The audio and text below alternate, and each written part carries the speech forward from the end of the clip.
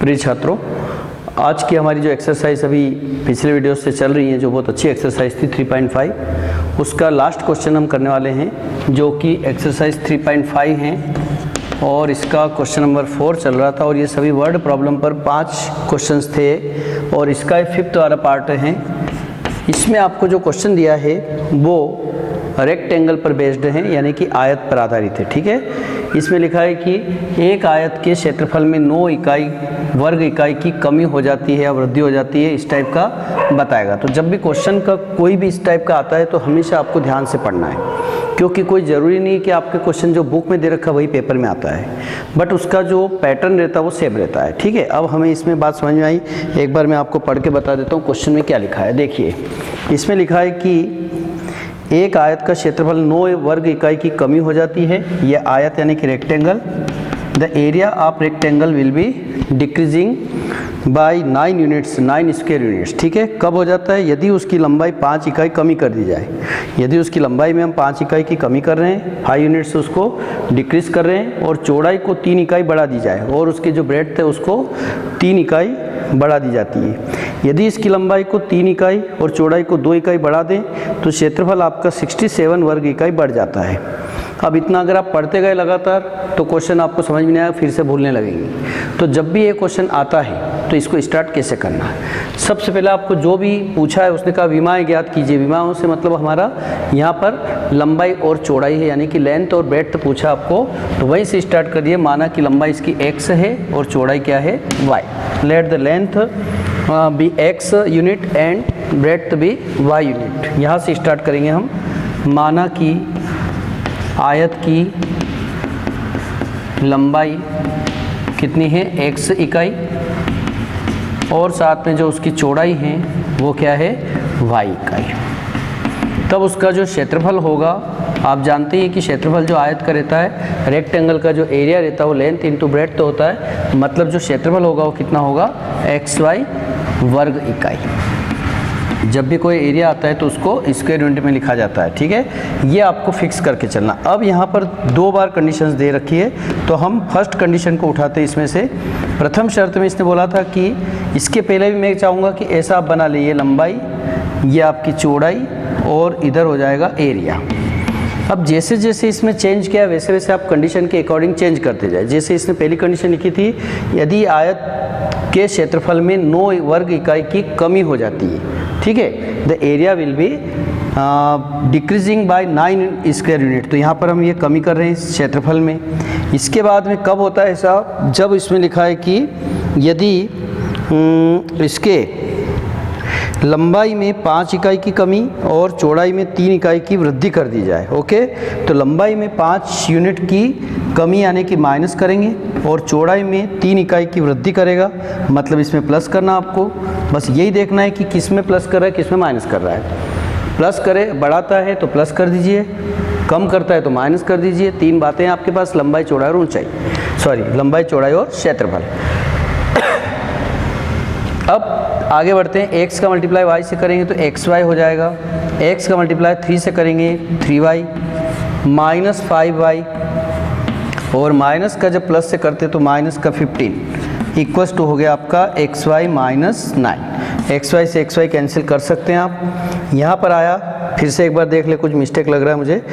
x का multiply y से किया xy, x का मल्टीप्लाई 3 से किया था। ये देखिए मैथ्स में ऐसा कभी कभी हो जाता है। तो 3x minus 5y equals to, ये माइनस 15 उधर जाएगा तो माइनस का 9 प्लस 15, एक प्लस का एक माइनस का, तो निश्चित रूप से बड़ा नंबर जो रहेगा उसका साइन लगता है और इनका सब्ट्रैक्शन यानी कि घटाव होता है। तो ये बना आपका 3x minus 5y equals to हो गया 6। ये इक्वेशन नंबर 1 बना ली। इसके बाद में हम इक्वेशन 2 बनाते हैं दूसरी शर्त से।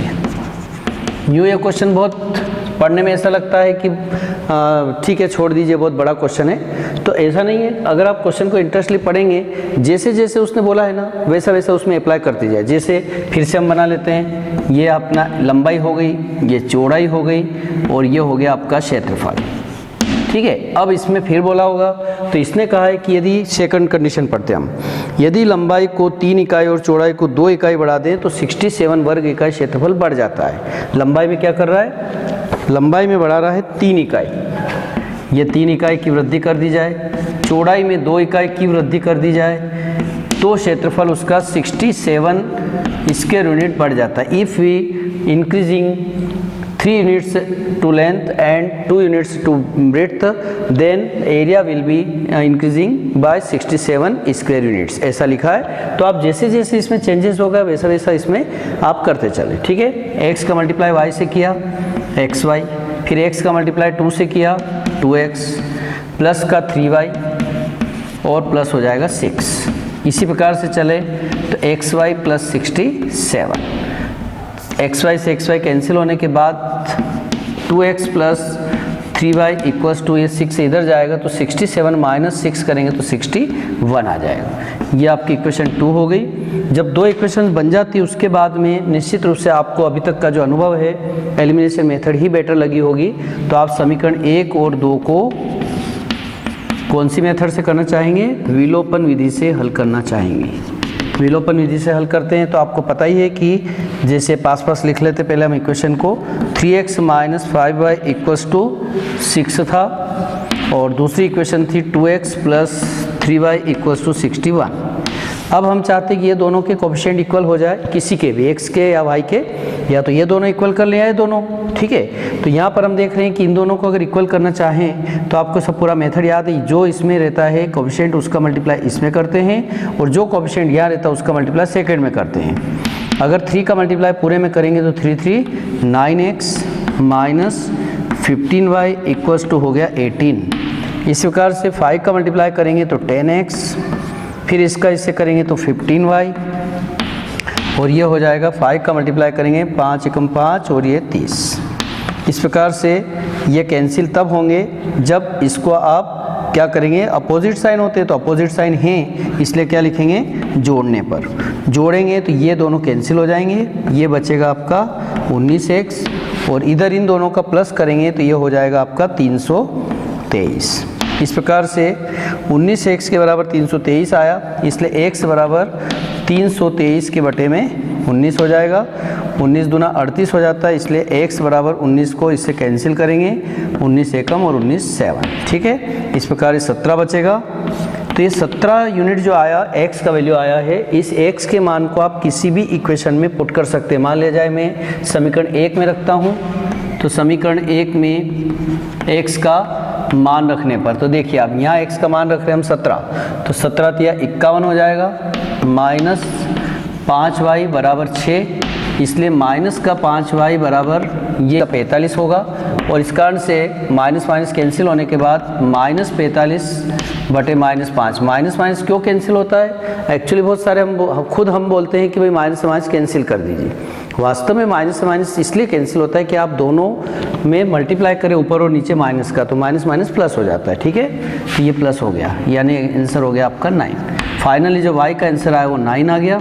अब आप लास्ट में लिख सकते हैं, इसलिए आयत की जो लंबाई है वो 17 इकाई होगी, और जो चौड़ाई है वो 9 इकाई होगी। जो एरिया रहता है उसको स्क्वायर में बोलना है, वर्ग में बोलना है, बाकी को आपको सिंपल बोलना है यूनिट्स में, ठीक है। तो ये क्वेश्चन बहुत अच्छे थे। आपको आफ्टर ऑल करना क्या था, लंबाई चौड़ाई और क्षेत्रफल जानते ही आप, उसके बाद यहाँ लंबाई चौड़ाई और ये क्षेत्रफल, जैसे जैसे इसमें चेंजेस होता जाए वैसा वैसा आप करते जाए। कोई भी क्वेश्चन बना दें, मान लिया जाए अभी मैं आपसे बोलता यदि लंबाई में 2 इकाई की वृद्धि कर दी जाए तो कहाँ चेंज करते आप, यहाँ करते। लंबाई में 2 इकाई की वृद्धि मतलब इसमें +2, चौड़ाई में 3 इकाई की कमी कर दी जाए तो y माइनस 3, तब क्षेत्रफल में 30 वर्ग इकाई की कमी हो जाती है, तो क्षेत्रफल यानी कि xy इसमें कमी यानी 30। इस प्रकार से आप चेंजेस करते जाएंगे, 2 इक्वेशन आपकी रेडी हो जाएगी, ठीक है। तो निश्चित रूप से एक्सरसाइज अच्छी थी, इंटरेस्टिंग थी, तो और चैलेंजिंग थी, तो इन सबको आप इंजॉय करते हुए पढ़ें। All the best, thank you.